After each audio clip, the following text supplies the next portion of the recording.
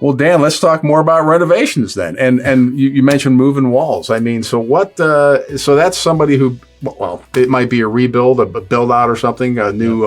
Let's say we're in an office building, and I'm renting space, and I need might be moving a lot of walls, right? Right. It's very common to get into buildings, especially older buildings that they had plenty of walls in back in the day. They divided everything up. So sure did. And now you get into new businesses and they need to take those walls down. They need more open space. It definitely works better for people. And even regular everyday houses, they had a lot of old farmhouses with all these little chopped up rooms in there.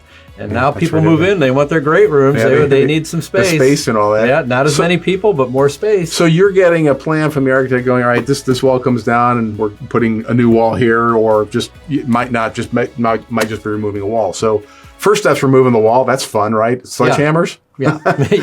Yeah. Sledgehammers, sawzalls, all that good stuff. A lot of times I'll tell people it's better if a builder or a renovation expert comes in first before an architect, as long as you have someone come in that knows the difference between a regular stud wall and a load-bearing wall, and you go over the basics on what your dream is to open up.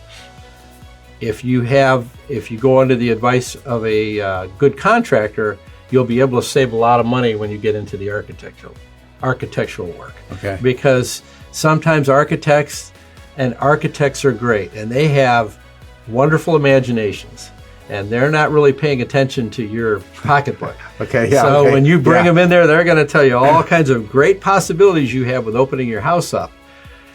When people call me up, I'm going to look at their house.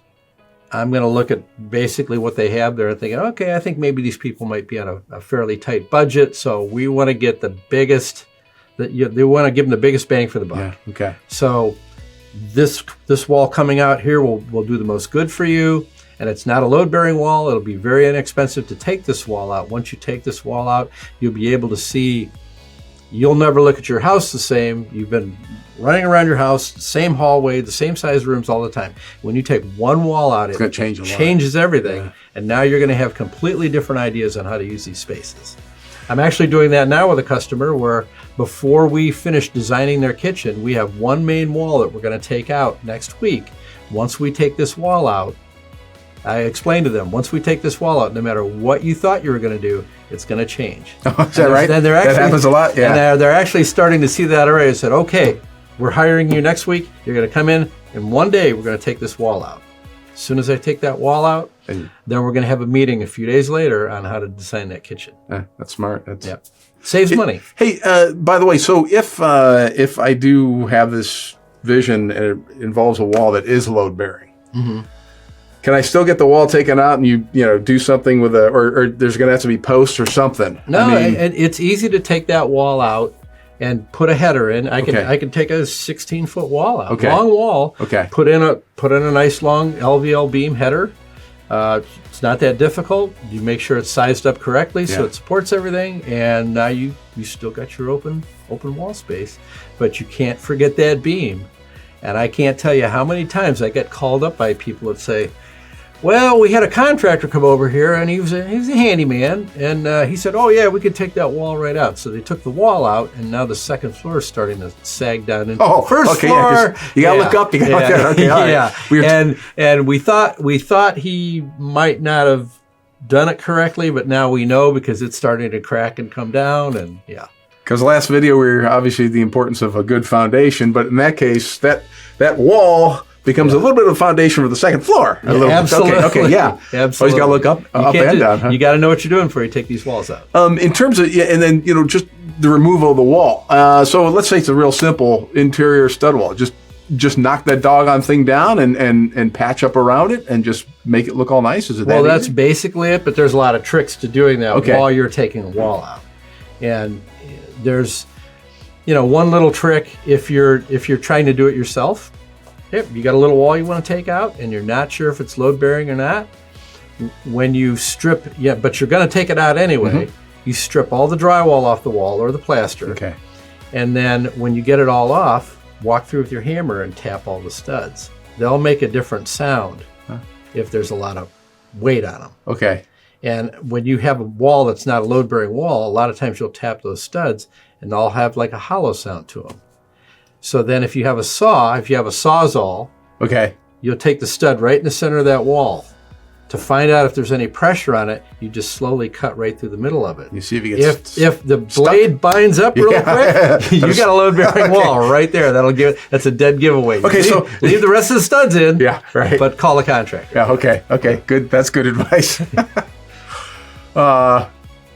And obviously there's I don't want to go to the weeds about this, but the trick's about if it's not load bearing and you take the wall out, you got to match the carpet, match the flooring, the wall. That's its own craftsmanship. That's not just right slapping down some carpet or whatever. That's some extra stuff there. So whatever you're planning on doing, that you always have to imagine. Well, we're going to have to get some new flooring. We're going to have to get some new flooring, new paint, drywall repairs. You have to bring the room together. Yeah, sure, but, that's all part of it. And you mentioned opening up a room and how that can really, when that wall comes down, somebody might go, "Whoa!" Oh. And is there any way people can prepare themselves before the wall, or get a sense of, okay, I think I know what's going to happen here when this wall, or is it? Do you find it generally doesn't happen? And I've tried to tell people this before. It's like, okay, now you really have to have a vision of taking this wall down. You have to. You've been looking at your house for ever 20 years, yeah, 30 right. years. Yeah. Okay, now you're going to take this wall out. You literally have to get out graph paper and sketch it out as now one big room with no wall in the middle, and then you have to lay it out like that. You can't keep looking at what you're looking at. It'll throw you. It's gone. And it happens every time. I've seen some of the best laid plans, even with architects. You had a homeowner directing the architect on what to do because this person could only imagine what they had before the wall came down. We've seen it happen so often. Now the architect draws everything up, everything's all set, we take the wall down, and a week later the owner says, "Nope, we got to change this."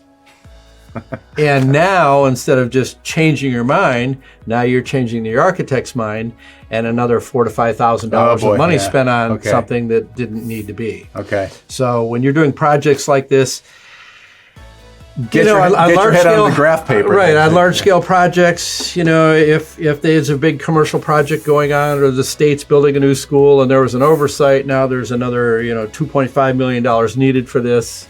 Maybe that's okay, but from your pocketbook, you need to save money and do things in the correct order. You'll save a lot. I'm curious, can most architects offer a 3D walkthrough now?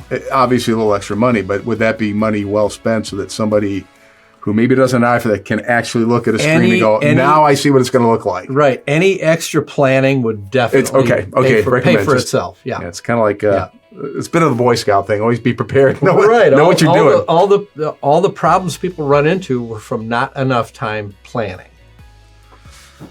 So foundation, I'm learning two things. Foundation is really important, and so is planning, no matter what you're going to do. Absolutely. So, well, a little extra thinking time always helps. We're going to get on to our next subject. We're going to learn some more from you, Dan.